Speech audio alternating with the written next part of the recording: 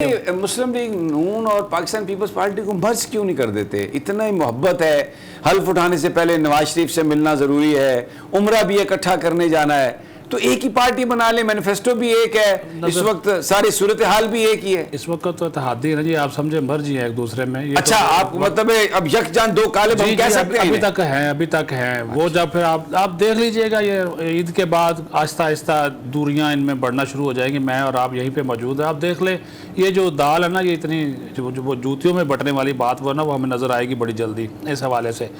एक तो बिलावल भुट्टो जरदारी ने कल बुलाई है सीईसी की मीटिंग, हाइब्रिड लफ्ज़ इस्तेमाल किया गया कि हाइब्रिड सीईसी होगी, उसमें वो राय लेंगे जी मैं हलफ बुध को उठाऊं, अगर वो बुध को हलफ उठा लेते हैं तो एज ए वजीर खारजा जाएंगे इनके साथ। ड्रामा जो है सीईसी कौन सा काम जरदारी साहब ने और बिलावल साहब ने अपनी सेंट्रल एग्जीक्यूटिव कमेटी से पूछ के किया है जो अब ये करने लगे? यानी मुझे बताएं, इससे बड़ा झूठ और इससे बड़ा धोखा हो सकता है? ये सारा मोहर लगवानी होती है ना सर, कि सीईसी ने मुझे इजाज़त दे दी है कि मैं बन जाऊँ। फिर मौलाना फजल रहमान साहब, उनकी ख्वाहिश ये थी कि मोहसिन दावड़ भी साथ जाए। अब उनका नाम भी सीआर में था, लेकिन आप सुना है कि वन टाइम परमिशन के तौर पर और कैबिनेट से वो अप्रूवल लेके तो उनका नाम भी वन टाइम के लिए वो निकाला जाएगा, और उनको भी वो ज़ाहिर है वो भी था। असलम बुतानी जो थे उन्होंने रिफ्यूज़ कर दिया, उन्होंने कहा जी मेरी सेहत ठीक नहीं है, लेकिन उनको भी जो है वो ऑफ़र जो है वो की गई थी।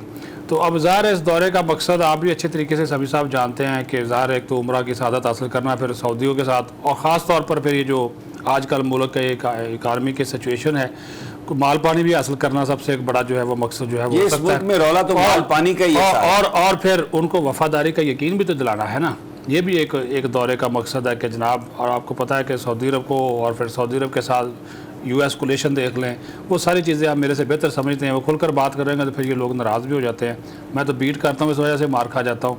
तो इस वजह, लेकिन ये भी उसमें एक चीज़ है कि कुछ ना कुछ कर्ज़ों में रिलीफ हो जाए, जो पैसे उन्होंने सेफ डिपॉजिट के तौर पे रखे हुए हैं उसमें हमें कुछ थोड़ी सी मोहलत मिल जाए, क्योंकि इस वक्त जो हालात हैं इकानमी के, पैसा वो जो आ रहा था वो बैरून मुल्क पाकिस्तानियों की जानब से उसकी जो बहुत कम हो गई है, आप जो तरसीलात ज़र जो जिसको हम कहते हैं, वो भी एक इशू है।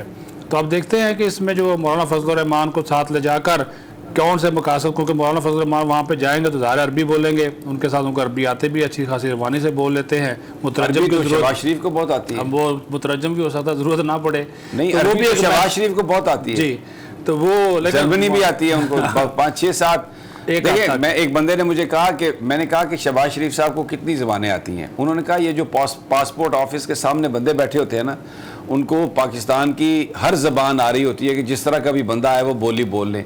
तो शहबाज शरीफ साहब को भी कम अज़ कम 6 या 7 ज़बानें आती हैं। ये ठीक कह रहे हैं आप, लेकिन मसला वो आपने देखा ना कि डीजल का एक बहुत बड़ा बहरान पंजाब डीजल का बहरान। जी जी बिल्कुल। डीजल का क्या बहरान है सर? देखिए वो ओगरा तो कह रही है कि मसनूई बहरान। अच्छा, आप वो जो डीजल है उसकी बात कर रहे हैं जो पेट्रोल पंप पे बिकता है? जी जी मैं उसी की बात कर रहा हूँ। समी साहब आप क्यों खामखा किसी और तरफ? नहीं, मैं किसी और तरफ नहीं चाहता। ये मैं तो सिर्फ अजहर सदीक साहब ने हंसना शुरू कर दिया, नहीं तो मैं तो इसलिए सिर्फ मैंने कहा पता नहीं ये आप किस चीज की बात कर रहे हैं। सर ये एक इशू है, ये आप देखिए ना कि वहाँ पे हालांकि मसनूई तौर पर किया गया, लेकिन हुकूमत की एक नाकामी तो है, और पंजाब में गवर्नमेंट है नहीं इस वक्त कोई भी, वहाँ पे एक अलग से वो चला हुआ गवर्नमेंट तो है हमजा शहबाज की, और शहबाज शरीफ साहब वहाँ पर रमजान बाजार आईनी तौर पे तो कोई तो आईनी तौर पर पहले क्या हुआ? चले अजहर सदीक साहब से पूछ लेते हैं कि यहाँ पर आईनी तौर पर पहले क्या हुआ है जो अब पंजाब की हुकूमत आईनी तौर पर चलनी है। अजहर सदीक साहब, ये इलेक्शन कमीशन ने बुला लिया 6 तारीख को जो ये पंजाब असम्बली के हैं, और सदीक साजिद साहब के पास ये खबर है कि 28 अप्रैल को जो कौमी असम्बली के जो मुर्रफीन है नहीं जो वो 123 जिन्होंने इस्तीफे दिए थे उनको बुलाया जा रहा है। अच्छा, एक तो बात बड़ी वाज़ेह तौर पर बता देता हूँ कि जहां तक 28 तारीख वाली बात जो सदीक साजिद साहब बता रहे हैं वो ठीक है कि वो जो जिन्होंने इस्तीफे दिए थे उनका डी नोटिफाई करने के हवाले से है, क्योंकि डिप्टी स्पीकर ने डी नोटिफाई कर दिया था, बाकायदा ऑर्डर भी पास किया था। राजा परवेज अशरफ साहब इन्होंने मुस्तैदी दिखाई, इन्होंने कहा नहीं मैं सुनना चाहता हूँ। अल्टीमेटली मामला जो है ना इलेक्शन कमीशन के सामने है। जो बुनियादी तौर पर मेन इशू है वो है डिफेक्शन के हवाले से, और इलेक्शन कमीशन को बड़े अरसे से कह रहे हैं, यानी मैंने भी इसमें आई एम रिप्रेजेंटिंग पीटीआई, मैंने बाकायदा उनको लिखा कि इसकी जल्द समाअत मुकर्रर करें। ये तो कोई बहुत रॉकेट साइंस नहीं है ना, ये यानी इसमें कौन सी कोई इंक्वायरी करनी है, इन्वेस्टिगेशन करनी है, वोट आए हैं वोट डाला है, दस्तखत मौजूद है, इसमें तो किसी एविडेंस की जरूरत भी नहीं है।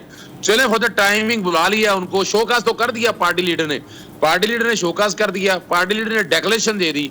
और इलेक्शन कमीशन को ये वैसे भी 6 तारीख क्यों रखी है सारे मसले? यानी भाई एक सवाल है मेरा, 30 दिनों के अंदर डिसाइड करना है। उनको आज लिखा था कि डे टू डे इसकी हियरिंग करें, यानी आज यानी क्या आपको फैसिलिटेशन हो रही है कि यहाँ हुकूमत पंजाब के अंदर, यानी आज अगर मिसाल के तौर पर ये डिफेक्शन वाला मामला टेकअप हो जाता है और वो डिस्क्वालीफाई हो जाते हैं, तो कहाँ गई पंजाब गवर्नमेंट? उस्मान यानी हमजा शरीफ कहाँ के वजीर आला रह जाएंगे? वो तो उनकी तो पोजीशन ही खत्म हो जाएगी यहाँ पर। उनकी तो जो मेजोरिटी की बात है, देखे जरा भाई, ये बहुत बारीक बात है, पर इलेक्शन कमीशन के ऊपर जो तहफ़्फ़ुज़ात है वो अपनी जगह पर बिल्कुल ठीक है। यानी एक बात समझ से बाहर है कि 16 तारीख को इलेक्शन हुए, 18 को बकायदा ये अपना भिजवा दिया गया रेफरेंस, 20 तारीख को वहां वसूल हो गया। अब 20 तारीख के बाद आज अगर आप जारी कर रहे हैं तो ये आपने इस सारे की 6 तारीख समझ से बालातर है ना, कि ये तो बहुत वो काम है जो आपके पास टाइम लिमिट लगी हुई है कि मशीन भाग रही है, 30 तारीख से पहले 30 दिनों के अंदर अंदर आपने करना है। और इसमें कौन सी बड़ी रॉकेट साइंस है?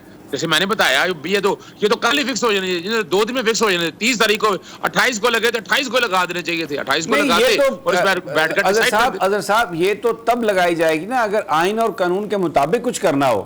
तो अगर आइन और कानून के लिबादे में कुछ करना हो तो फिर तो 6 को ही लगनी है ना।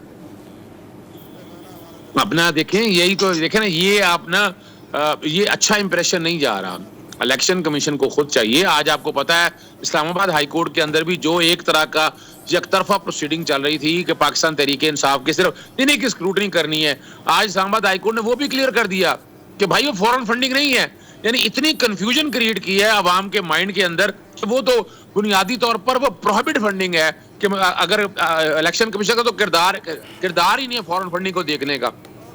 फॉरेन फंडिंग देखनी है आइन के आर्टिकल 17 के तहत, वो वफाकी हुकूमत के पास क्या इख्तियार है। लेकिन यहाँ जान के ऐसी कंफ्यूजन क्रिएट की जा रही है कि पाकिस्तान तहरीक इंसाफ जिस तरह लोगों को इकट्ठा कर रही है उनको मायूसी की तरफ ले जाने के हवाले से, तो ये भी है। और दूसरा देखें, वहां इलेक्शन कमीशन के सामने जब दरखास्त दी गई कि आप बाकी पार्टियों का भी सुने, उन्होंने कोई तवज्जो नहीं दी। इसीलिए इस्लामाबाद हाईकोर्ट के अंदर पिटीशन दायर आई और आईसीए फाइल का एक तो 30 दिन वाला चैलेंज किया गया, 30 दिन के अंदर ही क्यों किया जाए, और दूसरा ये वाला मैटर ले जाया गया कि आप तमाम सियासी जमातों का भी सुने। अब वहाँ आगे है कि आपने बिल्कुल यानी जो एक तरफ झोल था वो तो खत्म होना चाहिए। और ये आईनी और कानूनी बात है, आर्टिकल 25 की एनफोर्समेंट है।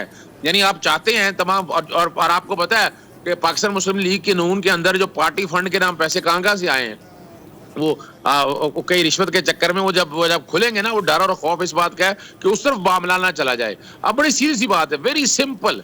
मैं गुजारिश करूंगा इलेक्शन कमीशन ऑफ पाकिस्तान से कि इस केस की समाअत जो है ये 6 से पहले मुकर्रर कर ली जाए। बड़ा सीधा सा केस है, सिंपल सा इशू है, हर चीज मौजूद है, हमारे पास एविडेंस मौजूद है, हमारे पास वीडियो मौजूद है, हाजिरी शीट मौजूद है, और सबसे बड़ी बात है 197 वोट पड़ जाना सबूत है। यानी एक बंदे ये कोई खलाई मखलूक तो नहीं है ना कि वोट डले हैं जो नजर नहीं आएंगे। अच्छा, ये अजहर सदीक साहब, ये जो सबसे अहम तरीन जो ये खबर है कि ये जो इनको नवाज शरीफ साहब को पासपोर्ट जारी कर दिया गया, और इसका मतलब है कि वो फिर पाजी से मिलने सऊदी अरब आएंगे और मरियम साहबा को भी ECL से निकाल सकती है हुकूमत। अदालत की तो मदद की इजाजत की जरूरत ही नहीं है। समी से बड़ी तकलीफ की बात बताने लगा हूं आज, बहुत तकलीफ वाली बात है। यानी क्या हो रहा है यहाँ पर? आज लाहौर हाई कोर्ट में मरियम नवाज का पासपोर्ट रखा हुआ है, आपको पता है लाहौर हाई कोर्ट के हुक्म पर रखा है, 7 करोड़ रुपया जमा था, और पासपोर्ट इसलिए रखा था कि नाम ECL में रहे। हमारे सदर हैं, सदर सुप्रीम कोर्ट बार नहीं, वो सदर नून लीग बार, चले वो हर जो भी वो कहते हैं, लोगों का अपना एक ओपिनियन है इसके बारे में कि वो सियासी जमात को रिप्रेजेंट करते हैं। और वो आप पेश होके उन्होंने पता क्या कहा, उन्होंने कहा जी ECL तो हम नाम निकलवा लेंगे। अब ये बड़ी अजीब सी बात है। अच्छा हाँ, वो इसलिए कहते हैं कि वफाकी हुकूमत उनकी है। ओहो, मैं भूल गया, उनके चचा वहां बैठे हुए हैं, वो तो घर की बात है, वो तो मसला ही कोई नहीं है। इसलिए वहां कह रहे हैं कि आप सिर्फ और सिर्फ पासपोर्ट वापस दे दें। लाहौर हाई कोर्ट ने वो जो रूल्स बनाए हैं कि किस रूल्स के तहत आपने एक ही पेन के स्ट्रोक से इतने बंदों को आपने बाहर निकाल दिया, फिर तो जो हम बात कह रहे थे कि एक एजेंडे के तहत ये वाक़ा, देखिए क्या डीलें क्या हुई हैं फॉरेन एजेंडे के तहत, रजीम चेंज के तहत। उन्होंने अपने काम पूरे करवाने हैं, इन्होंने अपने पूरे काम करवाने हैं। आपके सामने यानी सबसे पहला काम इन्होंने आके ईसीएल वाला किया है, आते ही पासपोर्ट इनको अपनी लग गई है, पासपोर्ट जारी किए हैं। और वो किस लिए? हाँ, इससे अगला एजेंडा लेके जा रहे हैं वो। आपको पता है वो सऊदीया में बैठ के अगला प्लान तैयार कर रहे हैं उन्होंने कि इस मुल्क को लूटना कैसे है, इस मुल्क में तबाही और कैसे लेके आनी है। ये एजेंडा टोटल। लेकिन मैं आपको एक बात बता दूं, एक सब्सक्राइब करें और बेल दबाएं ताकि कोई खबर रह न जाए।